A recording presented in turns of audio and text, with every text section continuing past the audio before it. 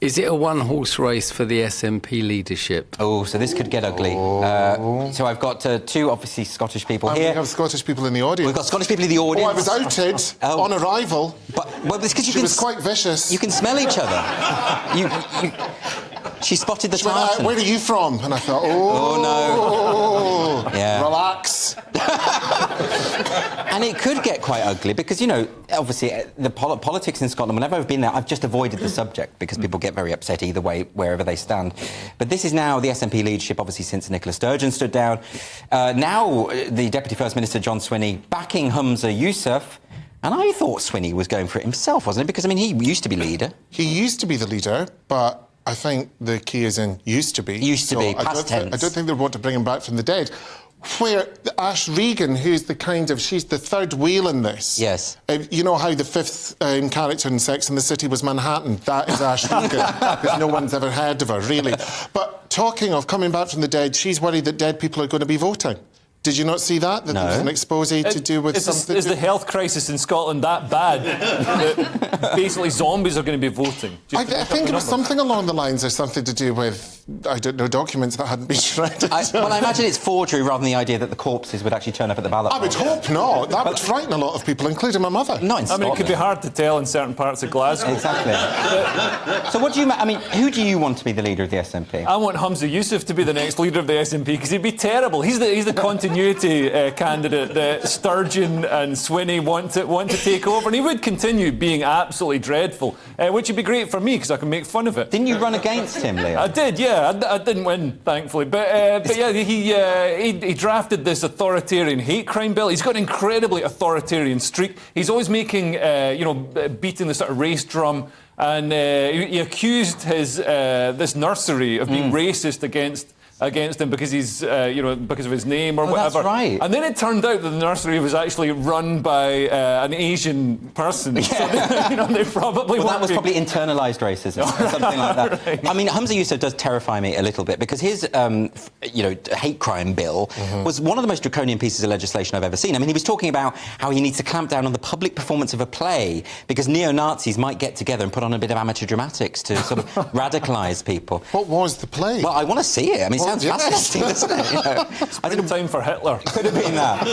So what do you make of that? I mean, he does seem pretty militant and pretty extreme, in some ways. But in many ways, I think they all seem pretty... They're not as liberal as Nicola was, whatever. And I do feel sorry, I don't know if you've been watching it, but I do feel sorry for Kate Forbes because she's been hauled over the coals because of her religious beliefs, which I don't think are necessarily that relevant. Like, no one has said how they're going to fill a pothole or do anything with the economy and all that kind of thing. Or tackle the drugs problem. Well, that kind tackle of thing. the drugs problem and all that stuff as well. But I don't understand then why they haven't hauled him over the coal, because he's a fairly conservative, religious, believing person. And he voted against gay marriage? He didn't vote against, as far as I'm aware. He didn't vote in the bill. And word on the street, and again, I don't know if this is true, it was pressure from his mosque. Whether that is true or not, I don't know. That was said by an SNP MP. So Alex Neil, said said that. So it's not just a rumour. It's openly stated by an MP. But isn't the concern with Kate Forbes that she would allow her religious convictions to get in the way when it comes to policy formation, that kind of thing? Now, she's claiming she absolutely wouldn't do that. Well, she's a Christian. You're allowed to say stuff like that about Christians, whereas Humza, I believe, is a Muslim, so you can't say you'd let your religion get in the way. Well, then you'd be being Islamophobic, which is bad. You can say be as mean as you like about Christians. But isn't it the case that really it shouldn't matter what people's private beliefs are in politics so long as they don't allow it to inform? No, completely. But I don't understand why. There's a lot of gay people, funnily enough, I know in Scotland. I've no idea why. And where did you meet them?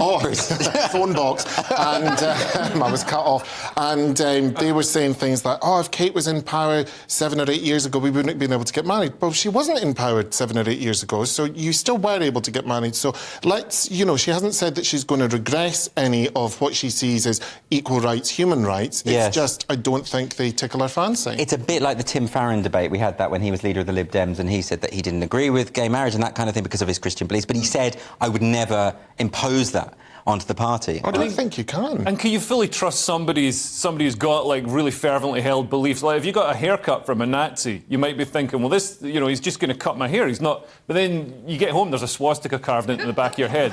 You know, these things can happen. Has that happened to you? It sounds like a personal anecdote. That is my excuse. Wouldn't you be aware? Yeah, you would. Wouldn't you? Yeah. No, sorry. It was a terrible analogy. I've Yeah, seen it's that terrible. now. Especially because at the end they hold the mirror up. They hold the mirror up and say, do you like that? Are you still breathing? And you probably said, yes, it looks fine. But the swastika's the wrong way round because it's in a mirror. And that means it's the Hindu symbol of love. Yeah. So then it's okay. There, getting his excuses in.